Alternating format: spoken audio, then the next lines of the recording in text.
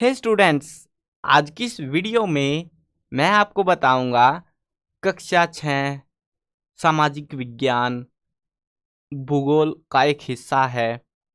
उसका पहला पार्ट, पहला अध्याय। अध्याय का नाम है सौर मंडल में पृथ्वी। इसके बारे में हम बिल्कुल डिटेल के साथ में जानेंगे। बड़ा मजा आएगा, एक मनोरंजक कहानी हमें यहाँ पे जानने को मिलेगी। चलो शुरू करते हैं। मैं हूँ अजय और आप देख रहे हैं CCL क्लास। हाँ, एक काम की चीज़ आपके लिए बता देता हूँ कि इस चैप्टर के जो है, इन सारे चैप्टर्स के मतलब कंप्लीट जो किताब है आपकी, इसके जो है आपको नोट्स मिल जाएंगे, क्योंकि वो चाहिए रहते हैं एग्जाम के प्रिपरेशन के लिए।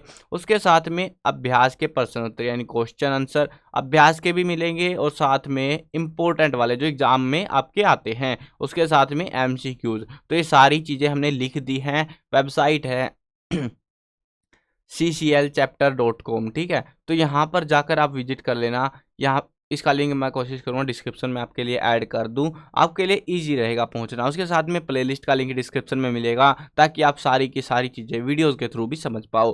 अब देखते हैं, कहानी बहुत मज़ेदार है। ये बात है आज से अरबों खरबों साल पहले की। मतलब वो ज़माना जब कुछ भी नहीं होता था। कुछ भी नहीं का मतलब कुछ भी नहीं था। एक केंद्र बिंदु था, ना कोई ग्रह थे, ना कोई, ये जो है ना, ये चीज़ें आप देख रहे हो, यही कुछ है जो हमको जानना है आज की इस वीडियो के अंदर।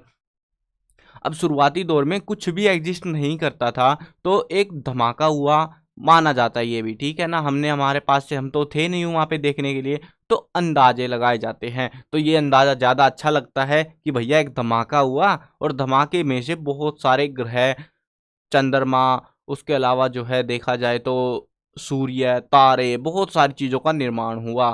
तो ये एक बेसिक सी थ्योरी है जिसको हम पुराने ज़माने से लेके चलते आ रहे हैं। अब हमें यहाँ पे कुछ शब्द जानने को मिलेंगे, लाइक हमें देखना पड़ेगा ग्रह क्या होते हैं, उपग्रह क्या होते हैं, हमें देखना पड़ेगा तारे क्या होते हैं। हमें खास तौर पे ये 3 चीज़ें हैं जिनके बारे में हमको पढ़ना है इस चैप्टर के अंदर। देखो, हम शुरू करते हैं हमारे पड़ोसियों से। हमारे पड़ोसी जो है, एक तो हमें चलने में बहुत दिक्कत आ रही थी, हम आलसी लोग ठहरे। हम जो है पास पास जाया करते। हमारी जो ज़मीन है जिस पे हम घूम रहे हैं, ऐसे ऐसे घूम रहे हैं, यहाँ पे ऐसे भटक रहे हैं आराम से मज़े में, जब हमने आसमान की तरफ देखा, हमने बहुत सारी चीज़ें देखी, लेकिन हमें सबसे पहले हमारा चंद्रमा नज़र आया, जिनको हम उपग्रह के नाम से जानते हैं। मतलब नाम चंद्रमा है उसका, लेकिन वो जो है हमारा उपग्रह है। हमें लगा जैसे हमारा ग्रह है जिसका नाम है पृथ्वी। तो इसीलिए इस पाठ का नाम क्या है, सौर मंडल में पृथ्वी। यानी कि ये सौर मंडल क्या है, सूर्य और इसके ये ग्रह जितने हैं, इनको सौर मंडल बुलाया जाता है।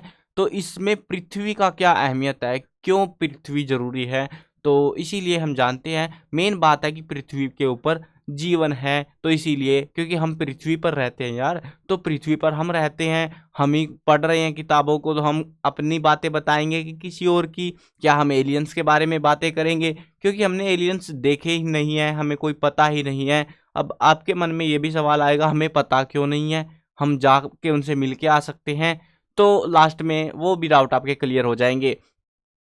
अब फिलहाल जो है हम जानते हैं कि पृथ्वी जो है, ऐसे हुआ क्या, शुरुआती दौर में बहुत धमाका हुआ ना, जो बताया था मैंने, छोटे से इलाके से बहुत बड़ा धमाका हुआ। और उसमें से जो है, इलाका का मतलब यहाँ पे ऐसा नहीं है इतना छोटा, मतलब उस समय से समय की शुरुआत हुई थी। मतलब उससे पहले समय नामक चीज ही नहीं हुआ करती थी। तो हुआ क्या, बहुत सारी गैसें आसमान में फैल गई, आकाश गंगा में फैल गई, और इन गैस ये जो गैसें थी, ये इकट्ठा होने लग गई, इकट्ठा हो होके कुछ कुछ बनाने लग गई। अब जो सूर्य था, ये सिर्फ गैसों से मिलके बना हुआ था, गैसों का गोला है सूर्य। वैसे ही बहुत सारे ग्रह थे जो गैसें इकट्ठी हो के बनती गई। एक गुरुत्वाकर्षण बल का इजाद हुआ, जिसने इनको अपनी तरफ खींचना शुरू करा। उसका एक ही फंडा था, जो कमजोर है उसको अपने पास बुला लो। मतलब कि जिसकी ताकतें कम हैं, जितना बड़ा होगा कोई चीज, उतना बड़ा गुरुत्वाकर्षण बल होगा, जितना छोटा होगा छोटा गुरुत्वाकर्षण बल होगा। अब ये जो सूर्य था, ये बहुत बड़ा बन गया, और बड़ा बना, इसमें से जो है अब अद्भुत शक्तियाँ थी। तो इसने जो है बाकी चीज़ें जो भी इसके आस-पास थी, ये जो बहुत सारे गैसों के गोले बने हुए थे ऐसे, तो इनको सभी को अपने चारों तरफ घुमाना शुरू कर दिया। लेकिन छोटे-छोटे पत्थर भी इसके साथ में जो भटक रहे थे ऐसे ही, वो भी इसके साथ में घूमने लगे। मतलब ऐसे बोल सकते हो बहुत सारी चीज़ें इस सूर्य के चारों तरफ घूमने लगी, क्योंकि आस-पास के इलाके में ये ही इकलौता राजा बन गया था अपने इलाके का। अब जो है हम इतनी दूर जाने से पहले हम छोटी-सी बात करते हैं हमारे चंद्रमा के बारे में, क्योंकि चंद्रमा को नहीं जानते तो भैया सूर्य मामा पे जाके क्या करेंगे हम, चंदा मामा पे चले जाते हैं हम सीधा-सीधा। देखो हुआ क्या, हमें जो है ना, आपने कभी देखा होगा रात को जो है चाँद दिखाई देता है। कई बार क्या होता है, कई बार जो हमको चाँद है ना, वो कुछ ऐसा दिखाई देता है, ऐसा गोल-सा बिल्कुल, है ना? कई बार क्या होता है, कई बार हमको जो है उस चाँद का जो है मतलब ऐसे वाला हिस्सा दिखाई नहीं देता, ये वाला हिस्सा दिखाई नहीं देता। तो इसमें इस केस में क्या होता है, इसमें जो है कई बार ऐसा आधा-सा चाँद दिखाई दे जाता है हमको, ऐसे आधे वाला सा, है ना? इतना सा हिस्सा दिखाई दे रहा है, कभी जो है पूरा दिखाई दे रहा है, कभी दिख ही नहीं रहा। तो ऐसे अलग-अलग केस है, ये गोल चक्कर में घूमता रहता है सारा कुछ। तो इसको जो है हमने इस तरीके से इनको पहचानना थोड़ा-सा आसान रहे, हमारा जो समय है, पुरानी पद्धतियाँ हैं, उनके हिसाब से हमने उनको नाम दे दिया अलग-अलग। तो जब हमें पूर्ण चंद्रमा, पूरा चाँद दिखाई देगा, उसको हम बुलाएँगे पूर्णिमा। अगर चाँद है ही नहीं, ठीक है ना? ये जो है ना लगभग 30 दिन लेता है पृथ्वी का एक चक्कर पूरा करने में। वो हम आने वाले चैप्टर्स में पढ़ेंगे कैसे चक्कर होते हैं, क्या होती है वो चीज़ें। बट फिलहाल के लिए हम ये जान लेते हैं कि पृथ्वी जो है ना, चाँद क्या करता है, जैसे ये पृथ्वी है हमारी, तो इस पृथ्वी के ये चाँद है, तो ऐसे गोल-गोल घूमता रहता है इसके साथ-साथ, ठीक है? ऐसे गोल-गोल इसके चक्कर लगाता रहता है, और इसको एक चक्कर ऐसे पूरा करने में जो है 30 दिन का समय लग जाता है। देखो हर एक चीज़ जो है क्या करती है, 2 तरीके से घूम रही होती है। एक तो ऐसे खड़े होके ऐसे गोल-गोल घूमना, मतलब कि जैसे आप एक जगह खड़े होके गोल-गोल चक्कर लगाओ, और एक होता है आप एक मैदान का जो रेस है, ट्रैक जिसको बोलते हैं, उस पे चक्कर लगाओ। तो ये दोनों तरीके से एक चीज़ घूम रही होती है, जो आसमान में है, जो भी चीज़ें हैं वो इस तरीके से चल रही होती है। अब ये जो है अपने खुद पे भी घूमता है और ऐसे भी घूम रहा होता है, ठीक है? तो अब ये इसको ऐसा घूमने में 30 दिन का लगभग माना जाता है, वैसे तो कम ही होता है, लेकिन लगभग 30 दिन का समय लग जाता है, 28-30 दिन का। तो इसमें जब है ना 15 दिन के बाद में क्या होता है, 15 दिन के बाद यहाँ पे चाँद था, 15 दिन के बाद यहाँ पे आ जाएगा, ऑब्वियस सी बात है, आधा दूरी तय कर चुका होगा। तो 15वें मतलब यहाँ पे अगर कोई है, तो इसको जो है यहाँ पे इस समय पूरा चाँद दिखाई देगा, जबकि इधर व अगर आ गया वो 15वें दिन एग्ज़ैक्टली, तो हमें चाँद दिखाई ही नहीं देगा, अंधेरा हो जाएगा बिल्कुल से। तो उसको हम बुलाते हैं अमावस्या। क्या बुलाते हैं उसको? अमावस्या। यानी कि जब हमें चाँद दिखाई देता है, वो भी पूरा चाँद, पूरा गोल चाँद दिखाई देगा, पूर्णिमा। अगर चाँद दिखाई दे ही नहीं रहा, रात में आसमान में चाँद ही नहीं है, बादलों की वजह से नहीं, साफ आसमान में भी नहीं है, तारे-तारे हैं, चाँद है ही नहीं, तो अमावस्या का वो केस है, वो उस दिन वो अमावस्या में देखने को मिलती है। अब हम जानते हैं बहुत सारी चीज़ों के बारे में, हमें सिर्फ़ अपने चंद्रमा के बारे में नहीं पढ़ना, हमें बहुत सारी चीज़ों के बारे में पढ़ना है। तो इसी चीज़ को देखते हुए एक चीज़ें ध्यान में आई, एक नाम रखना पड़ा, जो आसमान में, आकाशगंगा में जहाँ तक जो भी नज़र पड़ती है, जो भी चीज़ आपको याद आती है, वो हर एक चीज़ खगोलीय पिंड के अंदर शामिल होती है। यानी कि वो एक खगोलीय पिंड है। अब हम छोटी-छोटी चीज़ों की बात नहीं कर रहे, लाइक आपकी बुक, किताबें, पेपर, पेन, इनकी बातें नहीं कर रहे। हम उन चीज़ों की बातें कर रहे हैं जो आकार में बहुत ज़्यादा बड़ी-बड़ी हैं, लाइक हमारा ग्रह पृथ्वी, यानी कि जितनी ज़मीन आपको दिखाई पड़ती है, जो भी कुछ है, वो ऐसी-ऐसी दुनिया में पता नहीं कितनी सारी चीज़ें हैं। विश्व तो छोटा-सा है हमारे लिए, लेकिन बहुत बड़ा विस्तार है इस अंतरिक्ष का। फ़िल्में देखी होंगी, आपने आइडिया होगा आपको इन चीज़ों का। तो जो सूर्य है, जो चंद्रमा है, और वे सारी वस्तुएँ, जो ग्रह वगैरह सब कुछ जो है, उनको हम बुलाते हैं खगोलीय पिंड। क्या बुलाते हैं उनको हम? खगोलीय पिंड बुलाते हैं। यानी कि कुछ भी है, जो भी कुछ है, वो सब कुछ खगोलीय पिंड के अंदर शामिल होता है। लेकिन हमें जो है एक चीज़ पे ध्यान देना पड़ा। हमें क्या पता चला, हमें जो है खगोलीय पिंड को तारा कहते हैं। मतलब कुछ पिंड जो थे ना, ऐसे खगोलीय पिंड तो बहुत सारे थे, हमने कुछ का नाम दे दिया तारा, कुछ को क्या बुलाया हमने? तारा बुलाया। तारा, इसकी खास बात, तारे जो होते हैं रात के टाइम पे दिखाई देते हैं, उन्हीं तारों की हम बात कर रहे हैं। तो इनके पास में खास चीज़ें होती हैं, इनके पास अपनी खुद की ऊष्मा और खुद का प्रकाश होता है। जैसे कि बोल सकते हो, जैसे एक टॉर्च लाइट होती है ना, वो बटन चालू करा तो वो ऊष्मा भी देता है लेकिन इतनी नहीं देता, लेकिन प्रकाश भी देता है। लेकिन उसको जो है उसको चलाने के लिए हमें सेल डालना पड़ता है, लेकिन उसके लिए हमें कुछ अलग ऐसा खास चीज़ें नहीं करनी पड़ती। तो वही सीन है यहाँ पे, मतलब कि एक तो मान लो, देखो दो केस समझाता हूँ आपको, आसानी से समझ आएंगे। यहाँ पे एक शीशा रखा हुआ है, दर्पण जिसको बोलते हैं हम, यहाँ पे से आप जिसमें आप चेहरा वगैरह देखते हो, और यहाँ पे है एक आपकी टॉर्च लाइट, ठीक है, ये है हमारी टॉर्च लाइट।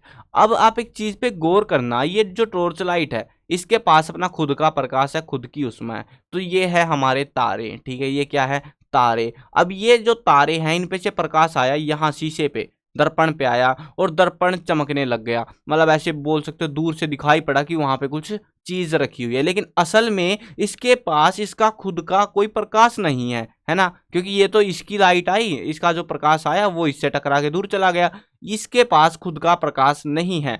तो इन चीजों को हम क्या बुलाते हैं, इन चीजों को हम बुलाते हैं ग्रह, बुलाते हैं उपग्रह, बुलाते हैं।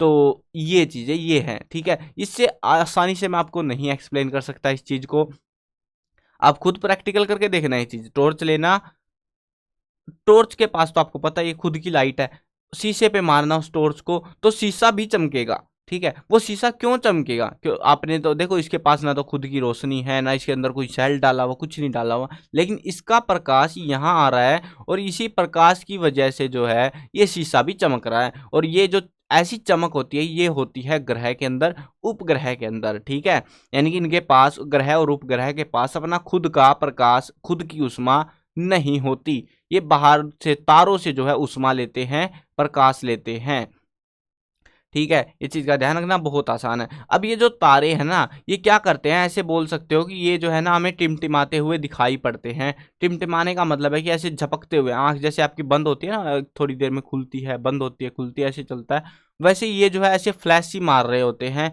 और वो फ्लैश सी हमको दिखाई पड़ती है। हम भी किसी ग्रह के ऊपर ही हैं तो हमें वो दिखाई पड़ती है, वो टिमटिमाते हुए दिखाई पड़ते हैं, जो तारे होते हैं वो टिमटिमाते हैं, लेकिन भैया इसके पास तो खुद का प्रकाश है ही नहीं, तो ये जो ग्रह हैं, जो उपग्रह हैं, ये टिमटिमाते नहीं हैं, ठीक है। ये बहुत ही आसान सा लॉजिक था, याद करना, समझ में आ गया होगा आपको। देखो अभी हमने क्या करा, वो आसमान में लाखों करोड़ों सितारे थे, लेकिन ऐसे में तो काम नहीं चलने वाला, हमने कुछ आकृतियां ढूंढी। आकृतियां ढूंढने का लॉजिक क्या था, क्योंकि हम खाली बैठे हुए थे, कुछ काम था नहीं हमारे पास में, तो हमने कुछ आकृतियां ढूंढी। लाइक ये तारे आपको दिख रहे हैं आसमान में, पीछे भी बहुत सारे तारे हैं, हमने कुछ चमकीले तारों का समूह ढूंढा, उनको ऐसे मिलाना शुरू करा, ऐसे बैठ के बस उनको मिलाना शुरू करा, ठीक है, मिला दिया। अब ये जो तारे हैं हमने मिला दिए, तो हमें क्या मिला, कुछ नहीं मिला, ये हमने इसको नाम दे दिया सप्तऋषि। सप्तऋषि आपको मिल जाएगा ये वाला नाम, ये सप्तऋषि, इस तारा मंडल को, ये जो है ना तारे, 1 2 3 4 5 6 7, 7 तारे है ना, इन 7 तारों के एक समूह को हमने एक नाम दे दिया, जिसका नाम क्या था, सप्तऋषि। ऐसे हमने सिर्फ ऐसे 7 ही तारे नहीं ढूंढे थे, हमने पता नहीं कितने सारी आकृतियां ऐसे बना दी बैठे बैठों ने, और उनको हमने नाम दिया सबको नक्षत्र मंडल। मतलब इसका नाम सप्तऋषि है, लेकिन इस सप्तऋषि किसके अंदर आएगा, नक्षत्र मंडल के। जैसे ग्रह होते हैं, तारे होते हैं ना, तारा अकेला थोड़ी ना, तारे हैं बहुत सारे हैं, अब सबको नाम देते फिरेंगे हम, तो ऐसे ही काम है। हमने सब चीज़ों को जो आकृतियां बनती हैं उनको हमने नाम दिया नक्षत्र मंडल। उनके अलग अलग साइज आकार हो सकते हैं, जैसे अर्सा मेजर, बिग बियर, सप्तऋषि, ऐसे बहुत सारे नाम हैं। अब ये रही एक आम सी नक्षत्र मंडल की बात, लेकिन एक तारा था जो पुराने समय में बहुत मशहूर होता था, बहुत ज्यादा मशहूर था, उसका नाम था ध्रुव तारा। इसको उत्तरी तारा भी कहते थे, क्योंकि ये हमेशा उत्तर दिशा में ही दिखाई देता था। क्या होता है, जब रात शुरू होती है ना तो सारे तारे जो है ऐसे घूमना शुरू कर देते हैं, मतलब एक साइड से जो है दूसरी साइड चले जाते हैं। मतलब आपने सुबह मान लो, मतलब शाम हुई, रात सी होनी स्टार्ट हुई, तारे दिखे आपको, यहाँ दिख रहे हैं, लेकिन सुबह जब देखोगे तो वो तारे इधर वाली साइड में आए मिलेंगे आपको। असल में ये तारे सब घूम रहे थे, लेकिन इस तारे को हमने खास चीज ढूंढी, बहुत चमकीला तारा है रात के आसमान में, और ये तारा कभी भी अपनी दिशा नहीं बदलता, हमेशा जो है उत्तर दिशा में ही हमको देखने को मिलेगा, इसीलिए इसको उत्तरी तारा भी कहते हैं। इसको एक नाम और है, फेमस नाम, ध्रुव तारा इसको कहा जाता है। इसकी मदद से जो है पुराने समय में जो नाविक थे, जो समुद्रों में यात्राएं करते थे, तो इस तारे की मदद से वो अपना रास्ता तय करते थे। मतलब कैसे तय करते थे आप भी सोचोगे। देखो ये है वो तारा, ठीक है।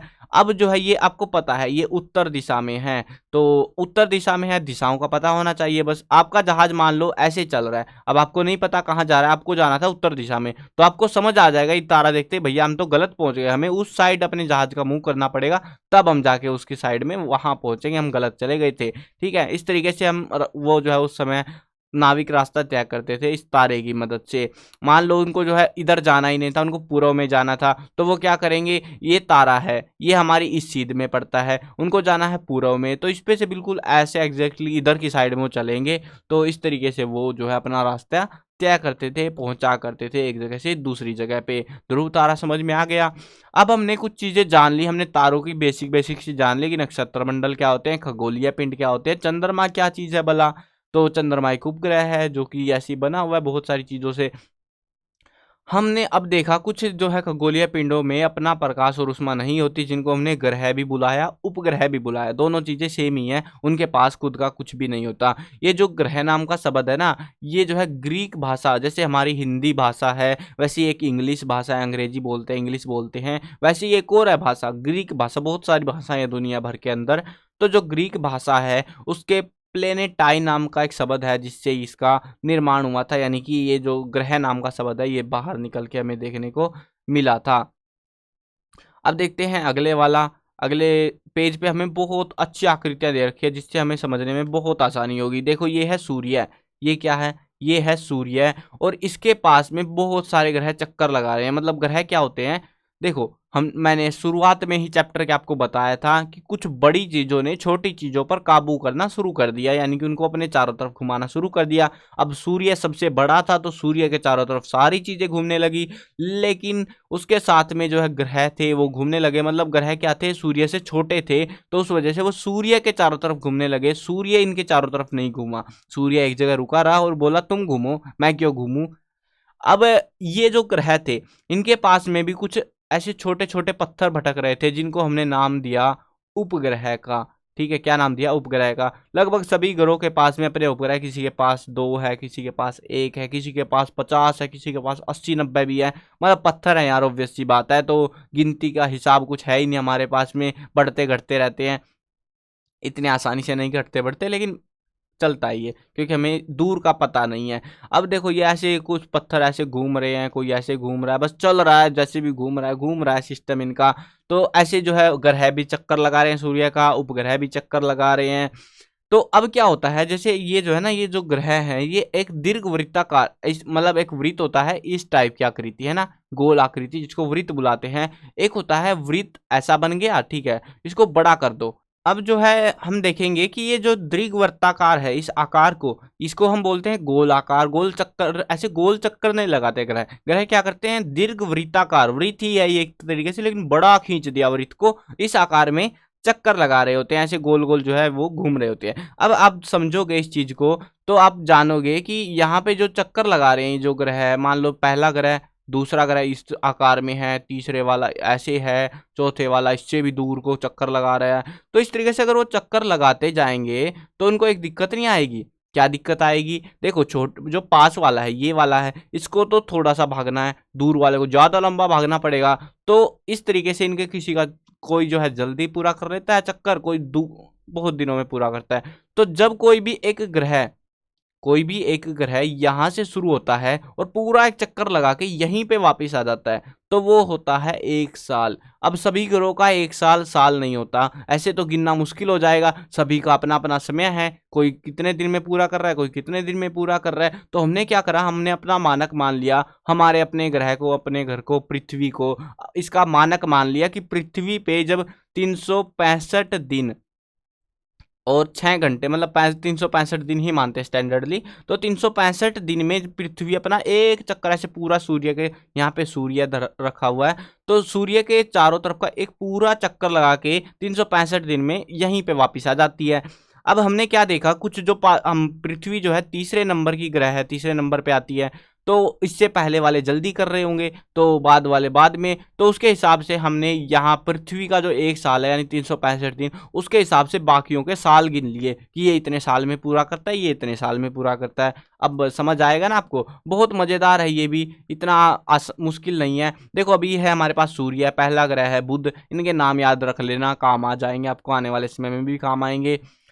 पहला ग्रह क्या है? बुध। दूसरा नंबर का ग्रह क्या है? वो है शुक्र। देखो इंग्लिश में भी लिख रखा है ताकि आपको इंग्लिश में पढ़ा हो कभी तो इंग्लिश वाला याद आ जाए, शुक्र ग्रह। तीसरे नंबर पे है पृथ्वी नामक ग्रह। चौथे नंबर पे मंगल ग्रह। पांचवें नंबर पे बृहस्पति ग्रह। उसके बाद में हम थोड़ा सा ऊपर जाना पड़ेगा तो छठे नंबर पे है बृहस्पति के बाद शनि ग्रह, फिर यूरेनस ग्रह और फिर नेपच्यून ग्रह। अब इनका जो है ना, आप थोड़ा सा ध्यान दोगे, इसके बीच में एक हमें एक क्षुद्र ग्रह पट्टी देखने को मिलती है। अब ये क्षुद्र ग्रह पट्टी क्या है? देखो ऐसे आसमान में बहुत सारे पत्थर थे, लेकिन क्या मिला, जो बृहस्पति ग्रह था और जो मंगल ग्रह था, इसके बीच में, मंगल और बृहस्पति के बीच में बहुत सारे पत्थर थे और वो भी सूर्य का चक्कर लगा रहे थे, बहुत सारे थे। अब उनको हम, बड़े तो थे नहीं, मतलब मंगल के आकार के होते या बृहस्पति के आकार के होते, पृथ्वी के आकार के होते, तो हम उनको ग्रह बुला लेते, लेकिन ये पत्थर थे छोटे छोटे और थे बहुत सारे, तो हमने इनको नाम दे दिया। ये ऐसे ही चक्कर लगा रहे थे तो हमने इनको, एक पट्टी सी बनी हुई थी इनकी, तो हमने इनको नाम दिया क्षुद्र ग्रह पट्टी। क्या नाम दिया? क्षुद्र ग्रह पट्टी। ये हमसे पूछा जा सकता है ये कहाँ मिलते हैं? ये मिलते हैं बृहस्पति और मंगल ग्रह की कक्षाओं के बीच में। जो ये चक्कर है ना, इसको हम कक्षा बुलाते हैं। इसको कक्षा, जैसे आपकी क्लास होती है ना, मतलब आप कौन सी क्लास में, आप पहचानोगे तभी तो ना, मतलब आपसे पूछा जाए आप कौन सी क्लास में हो, छठी में हो भैया, ठीक है। तो ऐसे ही जो है इनसे पूछा जाएगा कि तुम्हारी कक्षा क्या है, तुम्हारा नंबर क्या है, पांचवा, छठा, सातवां, आठवां। तो ये जो है अपनी अपनी कक्षाओं में ऐसे चक्कर लगा रहे होते हैं। ये पहली में है तो पहली में ही रहेगा हमेशा, ऐसे नहीं है कि दूसरी वाली में भाग जाएगा। ये, इसकी कक्षा पहली है तो पहली में ही रहेगा। ये गलत क्लास में नहीं बैठने देते हम यहाँ पे, ठीक है। तो इस तरीके से अब हम आपको एक कमाल की चीज दिखाता हूँ। देखो जो पहला ग्रह है हमारा बुध ग्रह, वो 88 दिन में अपना एक चक्कर पूरा कर लेता है, यानी कि ऐसा जो हमारा साल है ना, पृथ्वी का एक साल, लेकिन वहां पे जो है ना एक चक्कर पूरा होने में 88 दिन लगते हैं। दूसरे वाले को 255 दिन, तीसरे वाले को 365 दिन, यानी कि अपने घर को, यानी कि जिसको हम स्टैंडर्डली एक साल बुलाते हैं। इस वाले को भैया, अगले वाले को, मंगल वाले को 687 दिन, यानी कि 2 साल के लगभग का समय लग जाता है इसको अपना एक चक्कर पूरा करने में। उसके बाद में बृहस्पति ग्रह को 11 साल और 11 महीने, लगभग 12 ही साल मान लो, 12 साल लग जाते हैं। उसके बाद में अगले ग्रह पे जाते हैं, क्योंकि चक्कर बड़े बड़े होते जा रहे हैं ना, दूर जा रहे हैं हम। तो शनि ग्रह देखते हैं तो 29 साल और 5 महीने में अपना चक्कर पूरा करता है। उसके बाद में ये वाला देखो 84 साल में पूरा करता है। और ये वाला आखिरी वाला, ये वाला ग्रह की बात कर रहे हैं, 164 साल में ये पूरा करता है। तो इससे आप आइडिया लगा सकते हो कि मतलब कितना बड़ा चक्कर होता है यार, 164 साल। आप, हमारी आम जिंदगी जो है 70 से 100 साल के बीच में होती है, इतने सालों में ही हमारी जिंदगी खत्म हो जाती है, जितने दिनों में इसका एक चक्कर भी पूरा नहीं होता है ना। तो इतने बड़े बड़े चक्कर भी ये ग्रह लगा रहे होते हैं ऐसे। तो ये कमाल का फैक्ट था। वैसे याद करने की इतनी खास जरूरत है नहीं, क्योंकि याद होंगे भी नहीं, बट हाँ ग्रह जरूर याद कर लेना, ग्रह के नाम याद कर लेना कि पहले नंबर पे कौन सा है, दूसरे पे कौन सा, तीसरे पे, चौथे पे, इस तरीके से इनको जरूर से याद कर लेना। अब देखते हैं सौर मंडल। देखो हमने ग्रहों के बारे में जान लिया, सूर्य के बारे में जान लिया, कुछ क्षुद्र ग्रह के बारे में जान लिया। उसके अलावा कुछ ऐसे पत्थर होते हैं जो ऐसे ही, मतलब इधर सूर्य है, इधर कुछ ग्रहों की लाइनें चल रही है, ऐसे ग्रह घूम रहे हैं मजे में, और यहाँ पे मान लो क्षुद्र ग्रह पट्टी हमारी बहुत सारी, मतलब चौड़ी सी एक पट्टी है। तो क्या होता है बीच में जो है एक, कोई भी एक पत्थर ऐसे ही रैंडमली कहीं से आएगा और ऐसे घूम के कहीं भी निकल लेगा, तो उसको जो है उल्का पिंड बुलाया जाता है। कई बार जो है ये उल्का पिंड पृथ्वी में भी घुस आते हैं और बड़ी तबाही मचा के चले जाते हैं। छोटे होते हैं तो हवा में ख़त्म हो जाते हैं, बट अगर बड़े होते हैं तो दिक्कत आती है, वो तबाही कर देते हैं बहुत खतरनाक वाली। तो ये सारी चीज़ें जो भी कुछ है, ये सारी चीज़ें मिल मिला के सौर मंडल का निर्माण करती है, यानी कि वो सूर्य का मंडल, सौर मंडल, सौर का मतलब सूर्य, मंडल का मतलब समूह, ठीक है ना। सूर्य है और उसका समूह, यानी कि सूर्य, 8 ग्रह, उपग्रह, सब कुछ जो है वो उनको हम सौर मंडल के नाम से जानते हैं। अब पहले नंबर पे आता है सूर्य। सूर्य जानते हो सौर मंडल के केंद्र में स्थित है, खुद का एक, देखो सूर्य भी एक तारा है। हर तारा जो है, तारे बहुत सारे हैं आसमान में। अब आप बोलोगे भाई बाकी तारे तो छोटे छोटे दिखाई देते हैं, सूर्य को आप तारा बुला रहे हो, ये तो इतना बड़ा दिखाई देता है। देखो होता क्या है, ये है आपके पास में एक, खुद ट्राई करके देखना है चीज़। आप एक पानी की बोतल लेना, उसको एक जगह पे रख देना। आप यहाँ पे खड़े हो ना, उसके पास में खड़े हो ना, और आपको बोतल कितनी बड़ी दिखाई देती है। उसके बाद में जो है आप क्या करना, एक काफ़ी दूर चले जाना, फिर आप देखना कि वो बोतल कितनी सी दिखाई देती है। क्या आपको अब भी वो बोतल इतनी ही बड़ी दिखाई दे रही है, या फिर वो आपको जो है इतू सी दिखाई देने लग गई है। तो वो जो छोटी दिखाई दे रही है, क्यों? क्योंकि आप दूर चले गए हो। वैसे ही जो है बाकी तारों के बीच की दूरियां बहुत ज़्यादा होती हैं, इतनी ज़्यादा होती हैं कि आज तक इंसान जो है चंद्रमा से आगे गया ही नहीं कभी। तो समझ लो तुम बहुत ज़्यादा दूरी होती है। तो इतनी दूरी से वो भैया बड़े कैसे दिखेंगे तुमको? छोटे छोटे ही दिखेंगे। लेकिन सूर्य हमारे पास है, हमारे बहुत नज़दीक है, तो इसी वजह से ये हमको बड़ा दिखाई देता है। और ये सूर्य एक तारा है, हर तारे का अपना एक सौर परिवार होता है। यानी कि जैसे हमारे पास में 8 ग्रह हैं, उपग्रह है, ये खगोलीय पिंड है ना, बाकी तारों के भी ऐसे ही सीन है। किसी के 4 ग्रह है, किसी के 8 6 ग्रह है, मतलब ऐसे ही चल रहा है रैंडमली कुछ भी।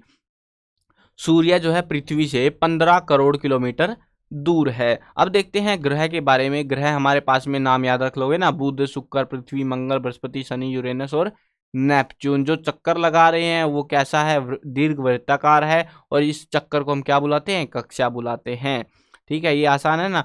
शुरुआती दौर में क्या हुआ, 2003 के अराउंड में प्लूटो नाम के एक और ग्रह ऐड किया गया था। हम पढ़ रहे हैं ना 8 ग्रह हैं, उस समय 9 ग्रह कर दिए गए थे। लेकिन क्या हुआ, प्लूटो निकला, बोला मैं ऐसे लाइन में घूम रहा था, ऐसे मैं नहीं घूमूंगा, मैं तो बीच में घुसूंगा किसी और दूसरे ग्रह के।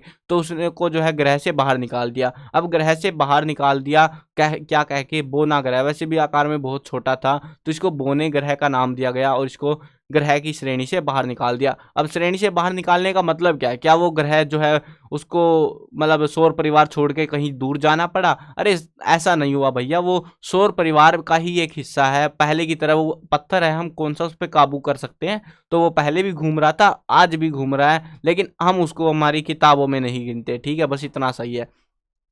अब हम खास पढ़ रहे हैं सौर परिवार में पृथ्वी। पृथ्वी काम की चीज़ है, क्योंकि हमारा जीवन पृथ्वी के ऊपर निर्भर करता है। हम पृथ्वी का ही एक हिस्सा है। पृथ्वी की जो ज़मीन है ये बहुत अच्छी है, क्योंकि हम यहाँ पे जिंदा है ना।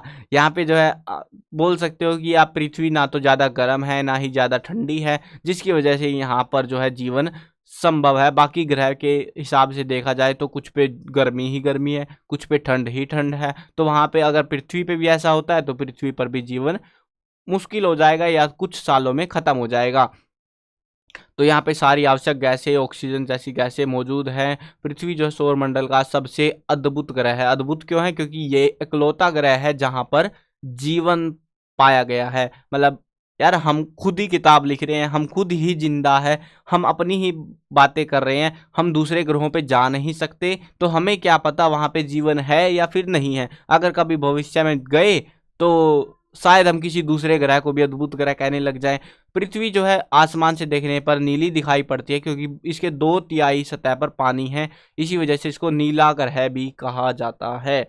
ठीक है, अब ये जो जमीन है इसका जो आकार है ना, ये क्या होता है, ग्रह जो है गोल होते हैं, ऐसे गोल। ठीक है, लेकिन ये गोल नहीं है। ये क्या हुआ, ये जो है ना कोनों से ऐसे, किनारे वाला जो हिस्सा है इसका ऐसे यहाँ से थोड़ी सी ऐसे फ्लैट सी है, मतलब कि बोल सकते हो ऐसे। एक तो गोल होती है प्रॉपर, ये जो है थोड़ी सी ऊपर से थोड़ी सीधी सी और फिर नीचे से थोड़ी सीधी, ऐसे गोल नहीं है प्रॉपर, बट ऊपर नीचे से थोड़ी फ्लैट सी है ये इस कोने से टाइप में। ठीक है, तो इसको जो है इस आकार को भू आब का नाम दिया जाता है। क्या कहा जाता है इसको? भू आब कहा जाता है। अब देखते हैं हम अगले ग्रह के बारे में। अगला ग्रह कौन सा है? तो ये तो ग्रह मिला ही नहीं, ये तो एक उपग्रह है, और ये उपग्रह बहुत काम का है, क्योंकि ये हमारा ही उपग्रह है। आपने देखा होगा रात में चंद्रमा दिखाई देता है। चंद्रमा जो है पृथ्वी के 1/4 हिस्से के समान है। मतलब जो पृथ्वी का व्यास है ना, व्यास समझते हो ना, मतलब एक मैथ गणित के अंदर पढ़ा होगा, इसको त्रिज्या बुलाते हैं, इसको व्यास बुलाते हैं। अब ये जो है ना पृथ्वी है हमारी, पृथ्वी को 4 हिस्सों में से काट दो, मतलब 3 ही हुई तो 4 में काट दो। ठीक है, ऐसे कट गई। तो ऐसे जो है ना 4 हिस्से बराबर बराबर 4 हिस्से कर दो, तो इतने से हिस्से में ही चंद्रमा आ जाएगा। ये पूरा चंद्रमा इतने से में ही आ जाएगा यहीं पे। तो इतना छोटा है चंद्रमा, यानी कि 1/4 हिस्से के बराबर ही इसका व्यास है, और ये लगभग पृथ्वी से 3,84,000 किलोमीटर दूर है। सूर्य कितनी दूर है? 15 करोड़ किलोमीटर, है ना। ये कितना है? 3,84,400 किलोमीटर, मतलब बहुत पास है हमारे से, है ना। अच्छी बात है। हमने कुछ रॉकेट्स आपने देखे होंगे, रॉकेट से सैटेलाइट छोड़ी जाती है जिससे आप इंटरनेट के और बहुत सारी चीज़ों का आज के समय में पता लगता है। चंद्रमा जो है अपना एक चक्कर लगभग 27 दिन, लगभग क्यों बोल रहे हैं क्योंकि पूरा पूरा नहीं है, थोड़ा बहुत ऊपर नीचे होता रहता है। तो 27 दिन में लगभग ये अपना एक चक्कर पूरा कर लेता है। और चंद्रमा का जो मतलब वहाँ पर जीवन के लिए अनुकूल नहीं है वहाँ की परिस्थितियाँ, क्योंकि ना तो वहाँ पे हवा है, ना ही वहाँ पे जो है आप बोल सकते हो पानी है, कुछ भी नहीं है वहाँ पे। तो इस वजह से वहाँ पे हम जिंदा नहीं रह सकते। वहाँ पे जो है इसकी सतह पर पर्वत, मैदान एवं गड्ढे भरे हुए हैं। जो चंद्रमा की सतह पर छाया बनाते हैं पूर्णिमा के दिन चंद्रमा, क्योंकि हमें पूर्णिमा याद आ गई ना, पूर्णिमा पे जब पूरा चांद दिखाई देता है उस दिन चंद्रमा पर इसकी छाया को हम बहुत ही आसानी से देख सकते हैं। ठीक है, लेकिन एक कमाल की बात आपको बताता हूँ, चंद्रमा का जो है ना हमें हमेशा केवल एक ही भाग दिखाई देता है। क्यों दिखाई देता है हमें चंद्रमा का एक ही भाग? क्योंकि जब पृथ्वी ऐसे गोल घूम रही होती है ना, चंद्रमा भी ऐसे गोल घूम रहा होता है। लेकिन जो गोल ये घूम रहे हैं, तो ये जब गोल घूम रहा होता है ना, ये इसकी रफ्तार और पृथ्वी की रफ्तार बराबर होती है, जिसकी वजह से आपको ऐसा लगेगा जैसे ये पृथ्वी है और ये चंद्रमा है, एक ही जगह पे अटक गए हैं और ऐसे पृथ्वी इसके साथ साथ ऐसे गोल गोल घूम रही है। इसी वजह से हमें आधा हिस्सा ही दिखाई देता है, आधा हिस्सा हमें दिखाई नहीं देता, मतलब आधे से थोड़ा ज्यादा सा ही दिखाई देता है, बाकी नहीं दिखता पीछे वाला। जैसे आपको गेंद का एक ही हिस्सा दिखाई देगा ना, तो वैसा ही सीन है चंद्रमा का भी। अब अगली बात करते हैं क्षुद्र ग्रह की। क्षुद्र ग्रह पट्टी याद आ गई ना आपको, छोटे छोटे पत्थर, असंख्य पत्थर, उनको हम क्षुद्र ग्रह कहते हैं। देखो तारे, ग्रह, उपग्रहों के अतिरिक्त असंख्य छोटे पत्थर भी सूर्य का चक्कर लगा रहे हैं, जिनको हम पिंड बुलाते हैं, पत्थर ही होते हैं। तो इनको हम क्षुद्र ग्रह के नाम से जानते हैं।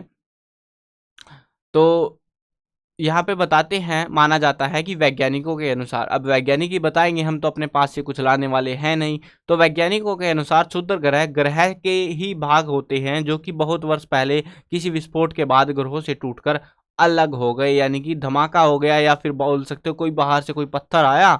उल्का पिंड का बारे में बताया था मैंने आपसे कि बाहर से घुसा था कोई भी अनजाना पत्थर, तो उसने किसी को टक्कर मार दी, टक्कर मारते वो बेचारे टूट गए। तो इस तरीके से भी निर्माण हुआ होगा, माना जाता है। कुछ भी हो सकता है, या फिर पुराने जमाने में पत्थर ही इतने इतने से होते होंगे, बाद में यही इकट्ठे होकर जमीन बना दी, कुछ भी हो सकता है। अब उल्का पिंड के बारे में जानते हैं।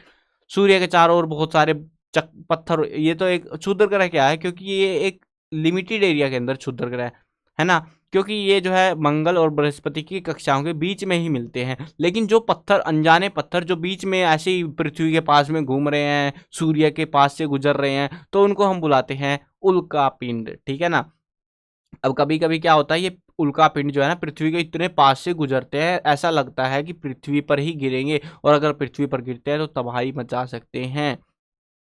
और पृथ्वी में जो है, पृथ्वी में जब घुसते हैं तो घर्षण होने के कारण, हवा होने के कारण ये जलकर वहीं पर राख हो जाते हैं। लेकिन कुछ एक पत्थर जो है जमीन पर भी आकर गिरते हैं, लेकिन बहुत छोटे आकार के होते हैं। अगर वो उनका आकार बड़ा हुआ तो बहुत बम की तरह वो फट सकते हैं और लोगों की जान ले सकते हैं। अब हम जानते हैं आखिरी चीज के बारे में। देखो ये तारों का एक बहुत बड़ा सिस्टम दिख रहा है आपको, इतने सारे तारे हैं। आपने आसमान में रात में कितने तारे देखे हैं? 20, 50, 100, 1000, या गिने ही नहीं जा सकते इतने तारे। हाँ, आपने बहुत करोड़ों की संख्या में वो तारे जो देखे हैं, वो तारे हमारे एक ही आकाश गंगा के हैं। है ना कमाल की बात, हमारी एक ही आकाश गंगा के वो सारे तारे हैं। आपने कभी ना कभी, वैसे दिखाई देती नहीं है इतनी आसानी से, ये सफेद सी ऐसे पट्टी सी देखी होगी आसमान में एक, तो ये जो पट्टी है ये बताती है आकाशगंगा। इसी को देखते हुए, इस चीज को ध्यान में, पहले के समय में जो है ना आसमान बहुत साफ दिखाई देता था, अभी तो धुंधला धुंधला सा होने लग गया है। तो उस समय जो है ये जो भारत की नदी है, पवित्र नदी गंगा ऐसे बह रही है, तो उसके जैसी ये आकृति होने की वजह से, उसकी जैसी पवित्र मानने की वजह से इसको जो है गंगा का नाम दिया गया। और आकाश में थी तो आकाश गंगा। ठीक है। अब भारत की जो भारत की बोल रहा हूँ, पृथ्वी की जो हम पृथ्वी है, जो जिस गंगा में हम रह रहे हैं, मतलब ऐसे बहुत सारे तारे हैं, ये एक ही आकाश गंगा में है, और उस आकाश गंगा का नाम है मिल्की वे। ये नाम हमने ही रखा था, किसी और ने नहीं रखा। ठीक है, तो मिल्की वे हमने नाम रख दिया। ऐसी बहुत सारी आकाश गंगा है, मतलब ये एक हमारी इकलौती आकाश गंगा है जिसके अंदर करोड़ों तारे हैं। उन करोड़ों तारों के पास में, एक तारे के पास में ही देख लो, हमारे सौर परिवार में 8 ग्रह और इतने सारे बड़े बड़े पत्थर, और वैसे ही करोड़ों तारे, करोड़ों ग्रह हैं, पता नहीं कितने हैं। और उसके साथ में कमाल की बात यह है कि ऐसी करोड़ों आकाश गंगाएं इस अंतरिक्ष में, इस ब्रह्मांड में मौजूद है, जिसका हमको कोई आइडिया नहीं है। क्योंकि भैया हम तो हमारी आकाशगंगा में भी नहीं घूम सकते, हम तो हमारे घर से मतलब पृथ्वी से निकल के हमारे उपग्रह तक ही जा सकते हैं। उससे आगे तो भैया पूरा चीज पड़ी है, यानी कि हमारा तारा पड़ा है, उसके बाद में पड़ोसी तारा पड़ा है। पड़ोसी तारे पर पहुंचने में भी हमको लगभग 80,000 साल लग जाएंगे। सोच के देखो आप कितनी दूर है वो हमसे, 80,000 साल आपको लग जाएंगे वहां पर पहुंचने में। और हमारी जिंदगी कितनी बड़ी होती है, 70 साल की, ठीक है ना। तो इसीलिए हम कहीं नहीं जाते, हम घर पे ही ठीक है। क्या आप भी घर पे ही रहते हो या फिर आप कहीं जाते हो घूमने फिरने? कमेंट में बताना मेरे को। चलो, चैप्टर के अंदर बस इतना ही था, ज्यादा कुछ चैप्टर में था नहीं। मजा आया होगा आई होप आपको। तो ये जो है सारी चीजें मिलके किसका निर्माण करती है, ब्रह्मांड का। इसको हम ब्रह्मांड बुलाते हैं। जो भी कुछ आपको पता है अब तक, वो सारा कुछ क्या है, ब्रह्मांड है। अगर आपको बाकी की वीडियोस भी देखनी है, चैप्टर खत्म हो चुका है आपका, बाकी वीडियोस अगर देखनी है तो आप जो है प्ले लिस्ट में जाके देख सकते हो। और हाँ, cclchapter.com पर विजिट कर लेना। वहां पर आपको आपके लिए नोट्स, इंपॉर्टेंट क्वेश्चन, एमसीक्यूज, अभ्यास के प्रश्न उत्तर लिखे हुए मिल जाएंगे।